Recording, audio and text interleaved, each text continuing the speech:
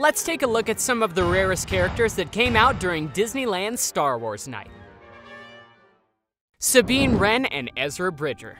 Fans of the Star Wars Rebels will lose their minds with the appearance of this duo. These characters have first appeared in this series back in 2014, and have been fan favorites ever since. SABINE WREN was a Mandalorian warrior and revolutionary leader during the early rebellion against the Galactic Empire. And Ezra was a Force-sensitive Jedi Padawan and freedom fighter. Just like Sabine, he was a revolutionary leader. These characters are so fun to see every time they appear, but sadly, that is not common at all. They used to make appearances during Star Wars weekends. They appeared before a presentation of the second Star Wars Rebels show season, in the Legends of the Force Motorcade Parade, the Symphony in the Stars fireworks show, and the Padawan Mind Challenge experience. They have also appeared during the Star Wars Day at Sea at the Disney Fantasy. They appeared in the 2019 Star Wars Rival Run Half Marathon weekend most recently. Also, back in 2019, Sabine appeared at the first Disneyland Star Wars Nite event, accompanied by Chopper, a C-1 series astromech droid that was part of the Rebels crew. But after the cancellation of Star Wars Weekend back in 2016, the characters rarely appeared. Now they are both back for Star Wars Night this year. They can be seen together on Main Street, changing places with Captain Rex from time to time. Their exact location can be found right in front of the Main Street fire station. Talking with them is great and so much fun. And even if the interaction can be brief, these characters go to great lengths to make it count. The Seventh Sister. The Inquisitors were a group of Force-wielding warriors trained in the ways of the dark side, who were used by the Empire to hunt down and eliminate any Jedi who survived Order 66. This group of individuals was given the titles of brother and sister to foster a sense of unity amongst them. The Seventh Sister was one of these Inquisitors. She was quick, agile, deadly, and very skilled with a lightsaber. The Seventh Sister is one of those characters that haven't appeared very much at the parks, and each time she does, it's pretty cool. She has appeared in special events before, like the DVC Moonlight Magic or the Star Wars Galactic Nights events at Hollywood Studios. A while ago, she appeared frequently at both Disneyland and Hollywood Studios in the Jedi Training Trials of the Temple show. In this show, a group of young Padawans is training with a Jedi Master. The group use the Force to open the doors to the temple. Darth Vader comes out, followed by the Seventh Sister. Each trainee on the upper platform fought Vader, while each trainee on the lower platform fought the Seventh Sister. She is seen wearing her black armor and pointed curved helmet, and her face is usually covered by a retractable faceplate that hides her face. Well, now she came back for Star Wars Night. She can be seen on Main Street near the Opera House.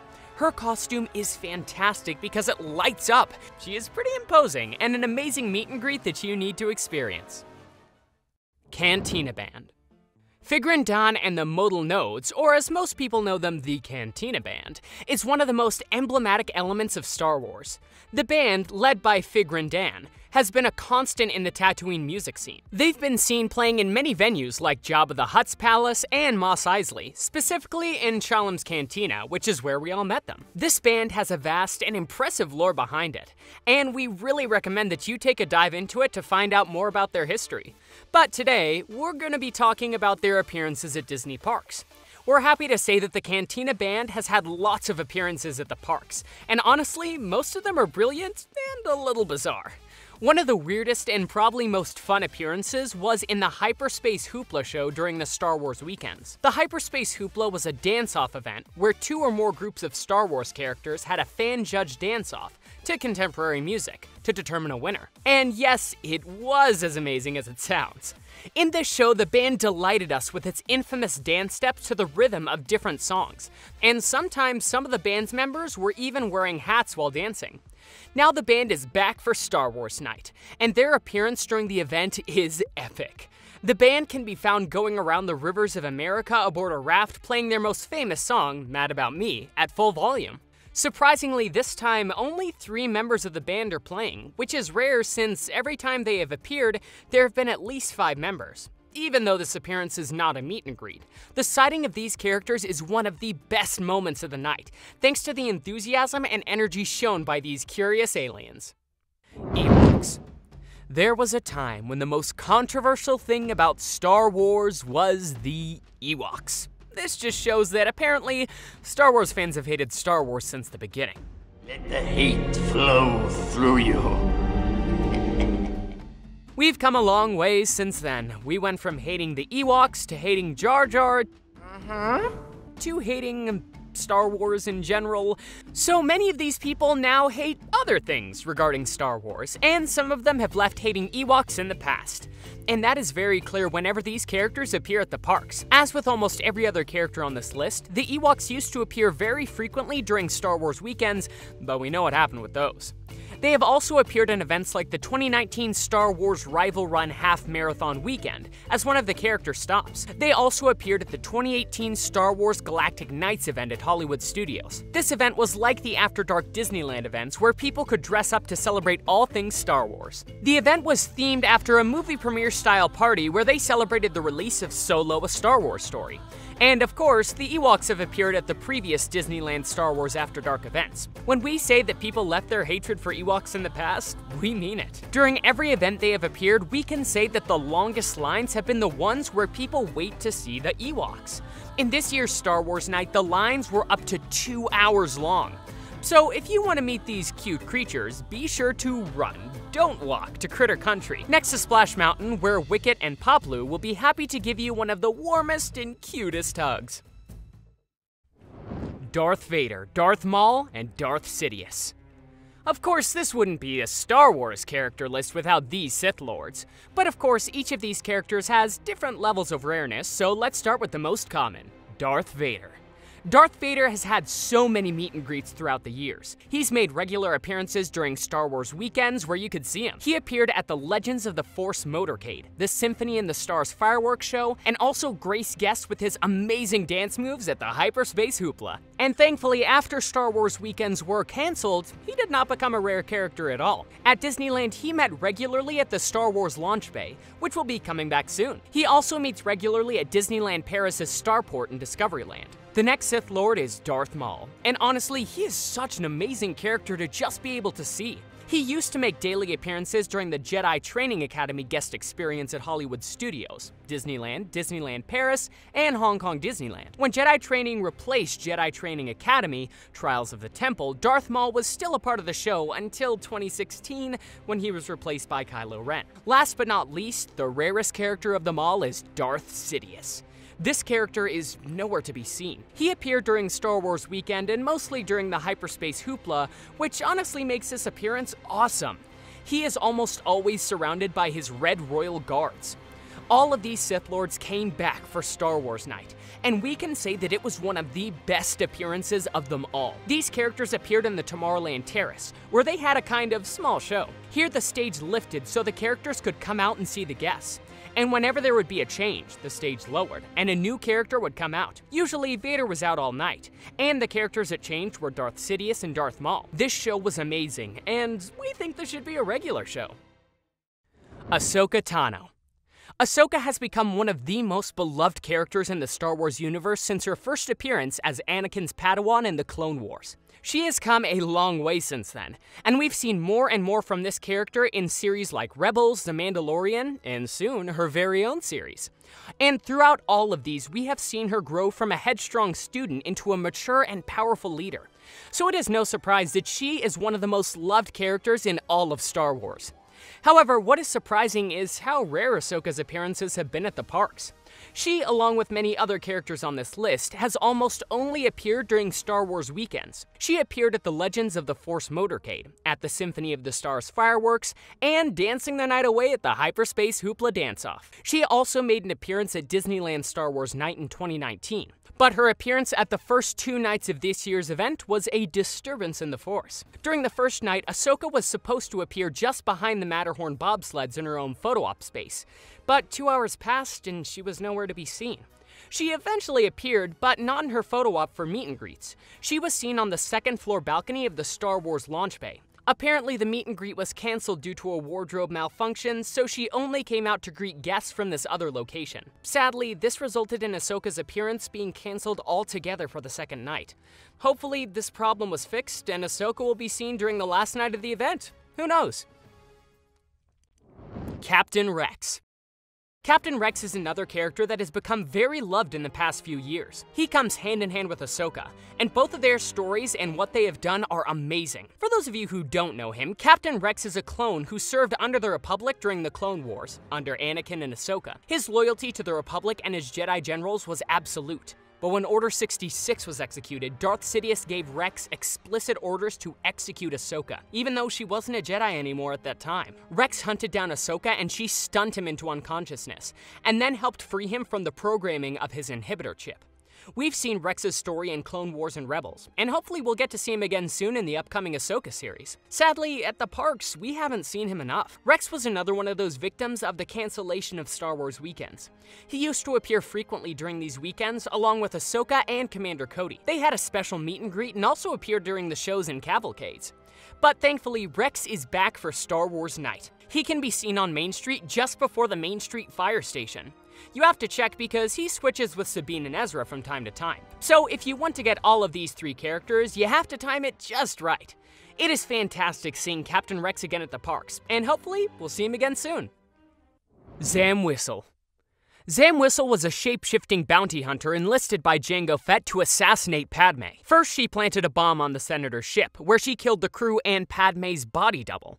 For her second attempt, Jango provided her with a pair of highly poisonous insects, which Obi-Wan and Anakin were able to detect and kill quickly.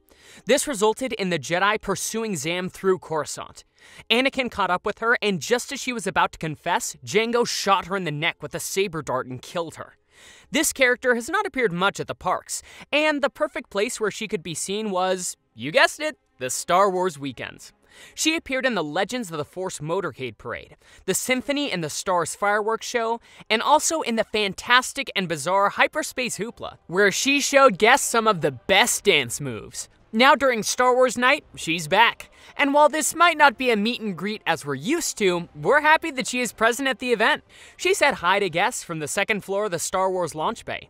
It was very surprising and awesome seeing this character at the parks.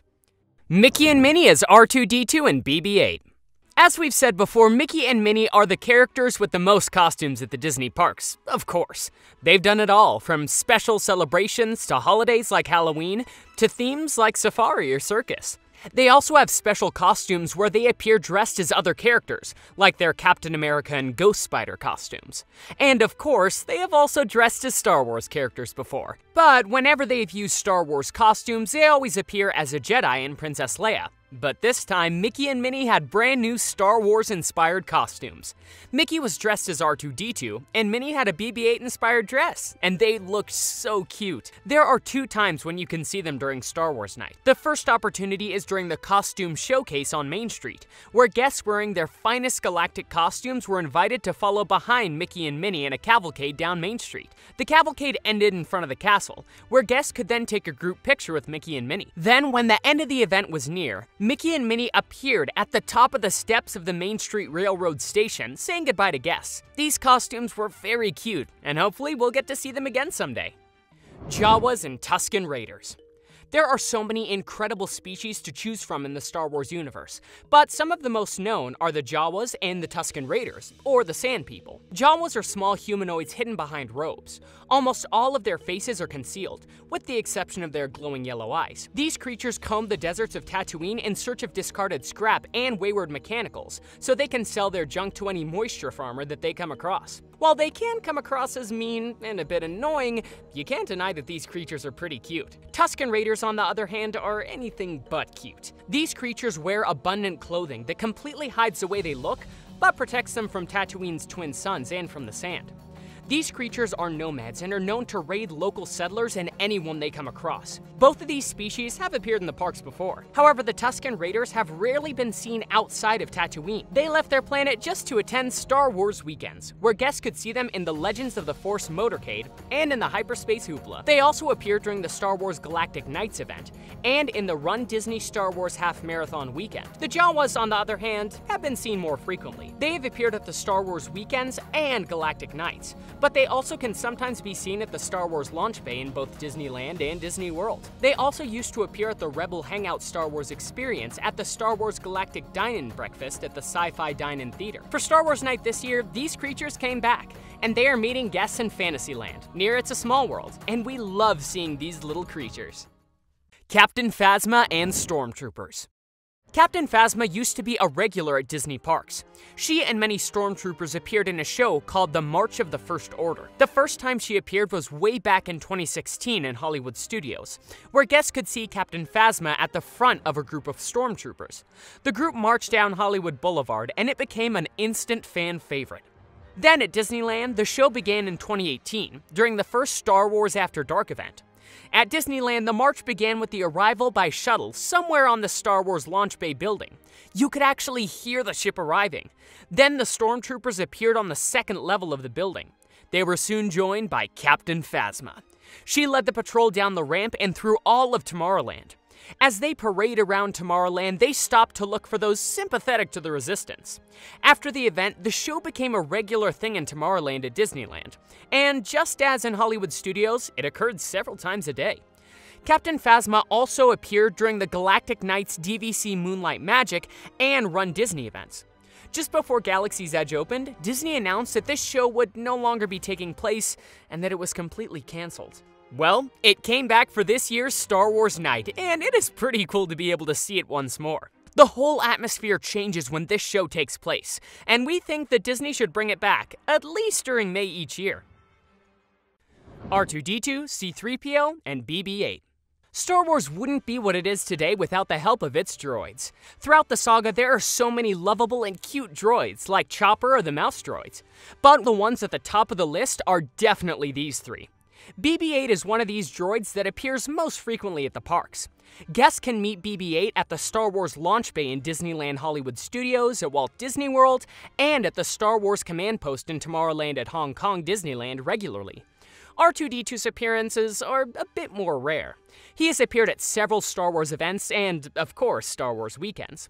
Also, after Galaxy's Edge opened, you can sometimes, if you're lucky, see him roaming around Batuu. And not as a meet and greet, but guests can see R2 in the queue for Star Tours The Adventure Continues. C-3PO, sadly, is much rarer. Since Star Wars weekends were canceled, he rarely meets guests, but he has been seen occasionally at Star Wars events, and also in the queue for Star Tours with R2-D2. So it is great to say that all of these droids appeared at Star Wars Nite. You can meet R2-D2 and C-3PO at the Royal Theater and Fantasy Fair. Sometimes they switch, but you can catch them together if you're lucky. BB-8 is seen behind the droid depot in Galaxy's Edge, hanging out with the other droids. He should be made a permanent resident of Batuu. As with any event, there are some characters that are not rare at all, but their appearance is a must. So let's take a look at some of the familiar characters that also appeared during Star Wars Night. Rey, KYLO Ren, CHEWBACCA, and MORADI. These four characters usually appear at Galaxy's Edge in Disneyland and Hollywood Studios. They are seen walking around the land every day. CHEWBACCA is usually spotted rounding up new recruits for the Resistance and helping establish a temporary base hidden away from the outpost and the prying eyes of the First Order. Chewie is so fun and cute to find, and he seems to always be having fun hiding from the First Order. KYLO has a daily show where he arrives on his ship to Black Spire Outpost, impressing upon its inhabitants the power and strength of the First Order. He consults with the First Order officer assigned to this trading post, and sets out with a contingent of stormtroopers to interrogate the locals, seeking any Resistance sympathizers. This show and the character encounters that follow it are so fun and intimidating. Rey can also be found walking around Galaxy's Edge, and you can generally find her in the Resistance area and near the ships on the way to the Millennium Falcon. She's always trying to recruit your support for the rebellion, and she's usually very guarded, but excited to have new Resistance members. Last but not least, MORADI, a longtime member of the Resistance, makes regular appearances at Galaxy's Edge. She's responsible for keeping the spark of hope alive, undermining and fighting the First Order whenever she can. She is always on the move in the area, running from the First Order, and it is always such a treat to see her. Now, during Star Wars Night, all of these characters are also seen at Galaxy's Edge. These are all the characters that came out during the first and second Star Wars Night events, but tomorrow is the last one, and it takes place the same day as the Star Wars Celebration Convention. So, who knows? There might be some very special surprises for guests attending. Which of these characters would you like to meet? Let us know in the comments.